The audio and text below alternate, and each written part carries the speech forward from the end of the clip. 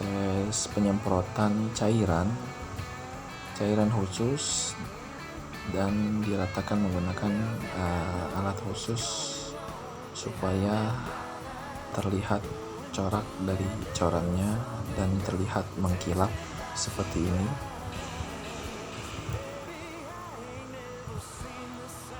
Terus hingga merata, dan ini adalah hasil dari polishing tahap pertama, dan nanti juga akan dilanjutkan lagi untuk tahap berikutnya.